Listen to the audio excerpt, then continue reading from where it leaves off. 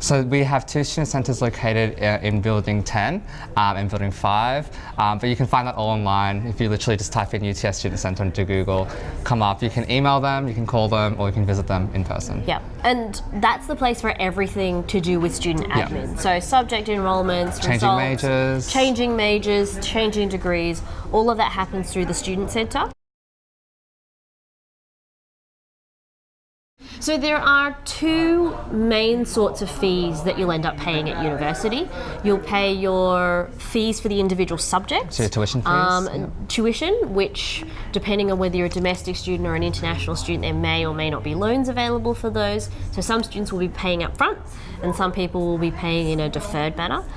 The other area where you have fees is a student services and facilities fee, which everybody has to pay at the start of semester.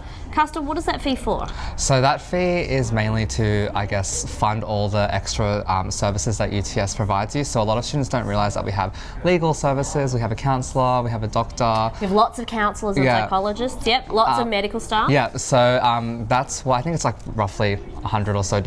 It depends on every year, every semester, but that's what that, I guess, fund contributes to. You can defer it, but most people just pay it off. So it's a good thing to pay up front because all of the things like cafes on campus, those medical services and student support, a lot of that gets funded through those programs. There are other things where you may choose to pay a fee for. So if you decide to join the UTS Activate Gym, for example, or you join any of our clubs and societies, they'll all have small fees attached, but you don't have to join any of those. None of that's compulsory.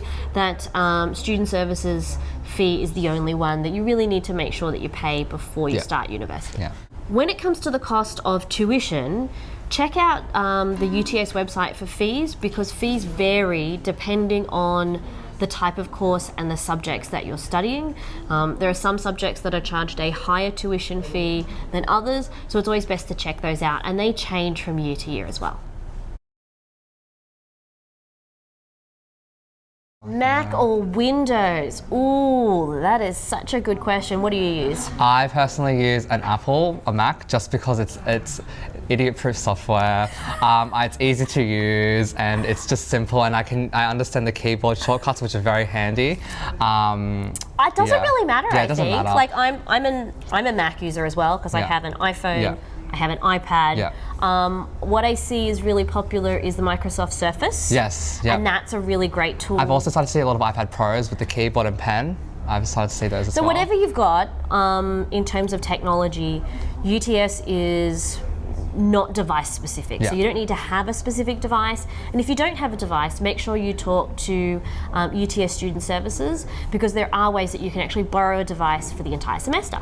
And all the software that UTS has is compatible on Windows and Mac. Yes. So and you'll never have to buy software to complete assessments. We'll always have it available on UTS computers or the ability for you to download a student license onto your own and then machine. just log in with your student credentials. Absolutely. If you're sick or something happens, I don't usually expect students to write to me if they're missing a lecture, especially if there's a recording, but it's always nice to give your tutor a heads up if you're going to be away, beforehand, or if, you're going to be sick. Just in case there's something that you miss.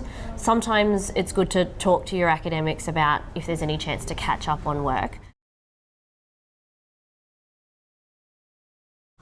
Ooh, eating in class. I guess while I'm teaching, I'm not eating because I don't know if you'd really like the sound of me talking and eating at the same time. I don't mind if students eat. So there are some rooms where it'll say no food or drink outside the door, but most of the time I would expect that as long as we're being mature about it, we're not leaving our rubbish behind, you can eat and drink in class.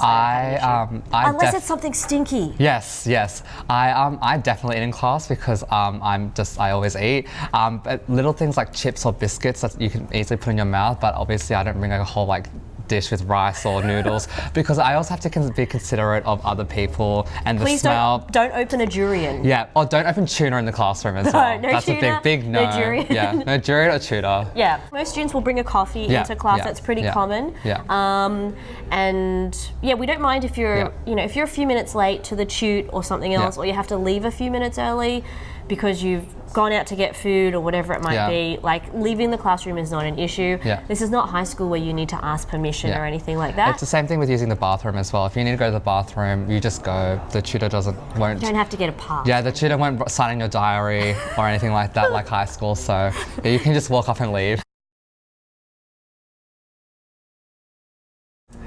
I call my academics or the teachers or the tutors by their first names. And that's normally what most people are happy with. It's actually kind of weird if you actually call them Miss or Sir or Mrs. in their last name as you would in high school, because no one does that. So please call them by their first names, because I have been in some third year classes with first years and they actually say Miss or Mrs. and it's really awkward because I'm like, I don't like it when people call me Dr. White. It's just a bit weird. So if somebody does want you to call them by their title, so doctor, assistant professor, professor, then they will say that. But otherwise, you can assume we're average, normal, everyday people, just like you, and calling us by our first names is fine. So not very many students actually drive to university because we're in such a centralised location. Most people catch public transport. If you can afford to drive, then expect to pay a lot for parking. We do have some student parking facilities at different parking lots around, but it is essentially like a retail rate for the day. So it's anywhere between $17 and $20 a day for parking, and you're not guaranteed of a spot either.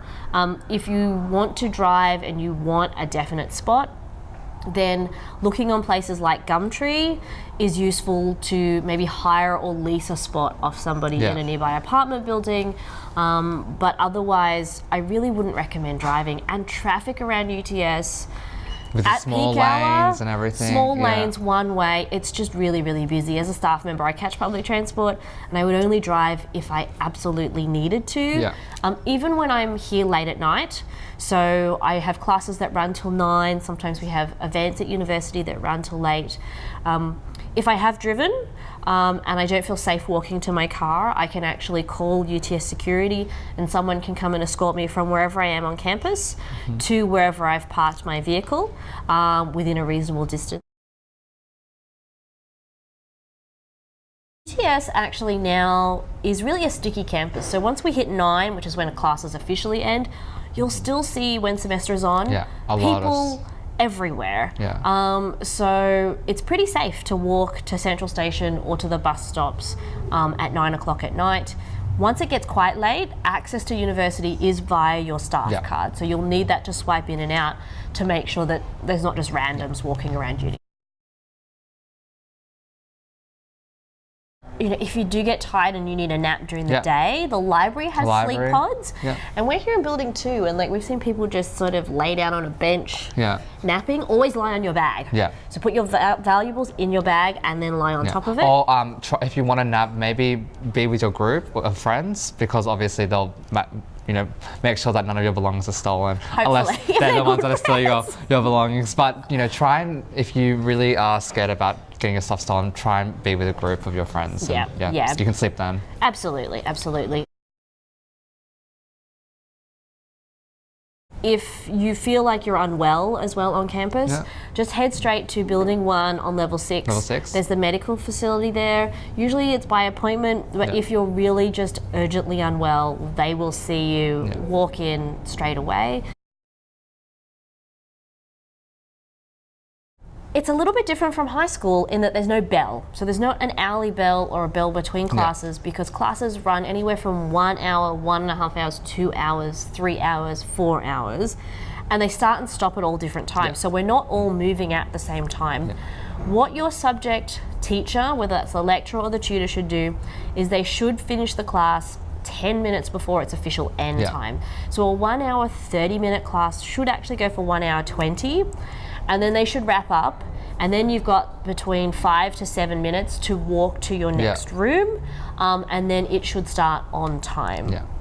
Now, in terms of distance between campus, if you are up here in building 2 and then you have to go down all the way to a lecture theatre on another side, then obviously your lecturers and your tutors will take that into account. But don't dawdle. Yeah. So, you know, don't stop for like a kebab on the way. Or if you do, nominate one person to get the food and send everybody else on to class, because quite often it's your teachers also walking between those rooms. Because UTS's buildings are all over the place, make sure you're wearing comfortable attire. Yeah. Don't wear heels if like. Or if you're good at walking in heels, then go for it. But you know, just wear your runners or like people literally turn up to class in their trackies in winter. Like, there's be no dress code for coming to uni. There's no uniform. Just be comfortable. It's not a fashion stakes. Though there is a UTS fashion Instagram account that like captures great fashion on campus, but it is really relaxed. Now, if you come straight from work and you're in a business suit and tie, then that's fine. In summer, if it's really stinking hot and you want to wear t-shirts and shorts, that's fine. That's fine. Now, if you do ever lose anything on campus, a jumper, a laptop, a phone, obviously if you've got your name on something, that's good. But if you do lose something, staff are trained to hand everything that we lose, that we find, into UTS security. Now, what security will do if stuff is left in classrooms is that they'll leave it there until the end of the day, so that you can go back to it. So if you think, oh crap, I've left my jumper behind, go back to the room that you lost it in. If it's not there, then check with the security office that's closest to you. The main security office is in Building 1. There are probably 15 to 20,000 students on campus every day here, so we have a lot of people on campus. And IT tells me that there are more than 40,000 devices connected to the Wi-Fi every day. So if you need to connect more than one device, I will have my phone, my tablet and my laptop often all connected to the Wi-Fi. It's the same login that you use to access your student one-stop admin, your UTS online, your student email. I would recommend checking it at least once every couple of days. So don't leave it to once a week, because it's the official communication channel